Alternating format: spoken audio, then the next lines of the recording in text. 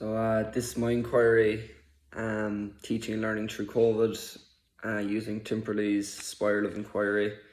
I obviously chose because it's very topical. There's not a teacher or a learner in the country that hasn't been affected somehow in their teaching and learning experience because of COVID and the restrictions that were brought in to the schooling environment. On the focus part, I have Gardner's different intelligences and how we connect to them. Jeff Petty saying how we have to use lots of different types of teaching as well, different teaching experiences and different learning experiences equate for the best way for the best learning to occur, and Vygotsky's zone of proximal development.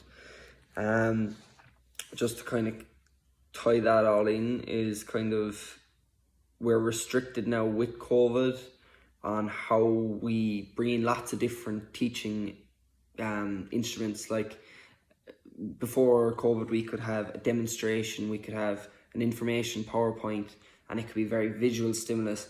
The demonstration could be very hands-on, and then you could have Q&A, which could be very much people learning interpersonally, and that's kind of connecting Gardner's different intelligences.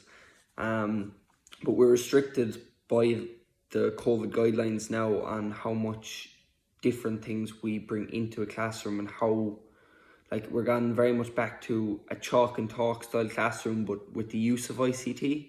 And moving forward, we'll try, everyone will be trying to kind of develop new ways and new solutions, which are popping up, thank God, of people are finding new ways and ways about teaching, I suppose, in these difficult times. I suppose the main reason I chose this is because it affected big time with my own teaching philosophy and how I want to create a great learning atmosphere, and connecting to all learners was a big thing with that you're leaving no one behind. There's learning involved with everyone, that you're restricted that a small bit that way now, and I suppose that's kind of why I chose it.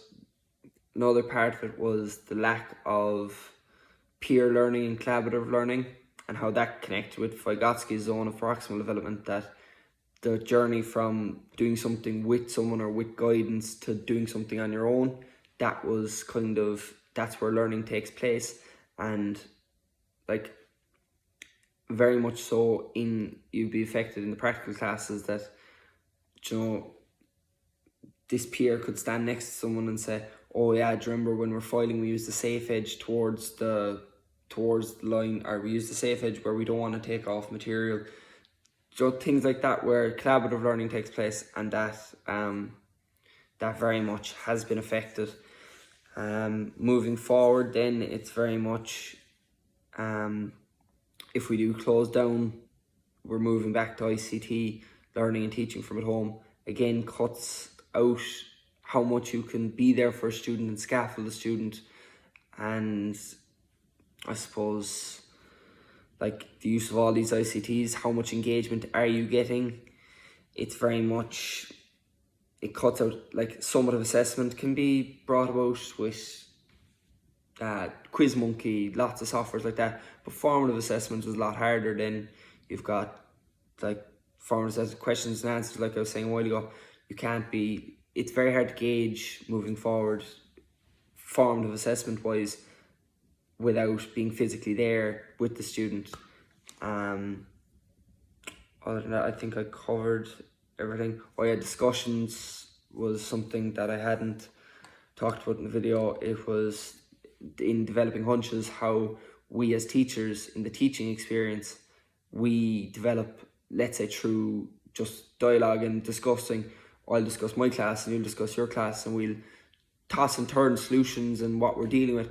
That's kind of harder done now than it was before as well. Also, that no one wants to be congregating and you've split breaks, so you're not on the same break time as another student or another teacher, and just that also has been affected by COVID, that you can't sit down and have a coffee and discuss things. There's very little of that compared to my last placement, and that was just a point I wanted to include.